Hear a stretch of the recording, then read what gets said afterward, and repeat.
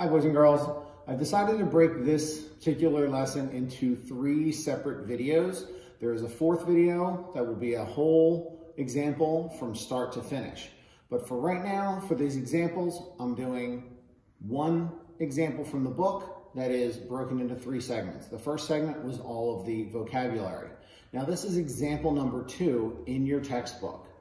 So our example data is actually set up in a dot plot. I have then taken this information from the dot plot and I've made an ordered number list. Now, this is important to do even using whether you're given the data as a dot plot or as a set of data that you have to organize yourself. No matter what, you always order your data from least to greatest. Now, for that, the first thing we're going to find is, of course, the range. What is the range of our data? Well, we're going to take our highest number and subtract from it our lowest number. So we're going to take 270 minus 220, and that is going to be equal to 50. So our range is equal to 50, and in this case, for this problem, is 50 miles per hour. All right, so now the most important step is we're going to find the median of our data. So to find the median, remember, we have to cross out the highest number and the lowest number. So I'm going to make a mark over top of each one because I don't want you to miss, because we're going to be using this data again. So I'm going to pretend I'm crossing out the highest and the lowest. And the highest, the lowest, highest, the lowest, highest, lowest, highest, lowest. And I'm down to 2 numbers within the data set. Now, when we have 2 numbers in the data set, remember, to find the median, remember we have 2 ways we could do it. We could either add the 2 numbers together and divide by 2. So we could either do 245 plus 250 divided by 2, or we could say 250 minus 245, which gives us 5, divide that by 2 to get 2.5, and then add that to the 245.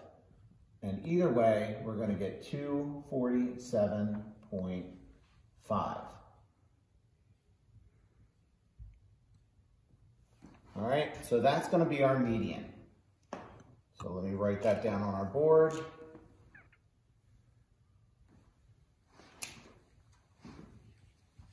I'm going to erase this because I don't need it at the moment. So my median exists here between the 2, and it is 247.5. That's my median, also known as Q2. Now, from here, I need to find Q1 and Q3. In order to find Q1, I'm going to look at the lower half of the data, and I'm going to cross out highest and lowest of the lower half until I find my median number. So we're going to go cross out there, cross out there, cross out there, cross out, do that one over there. And now I'm down between these 2, and 240, halfway between 230 and 240, well, that is 235. That is my Q1. Now, the next part is to find Q3. That is the median of our upper half of our data. So I'm going to cross out over 250, 270, 250, 260, and now I'm stuck between these 2. So that is going to be, well, halfway between 250 and 260 is 255. That is my Q3. Now, the last piece of data for this example is finding my IQR. And remember, to find the IQR, that is the distance between my Q3 and Q1, which is equal to 3 minus Q1, 255 minus 235, and my IQR is equal to 20. And that's how we find our range, median, Q1, Q3, and IQR.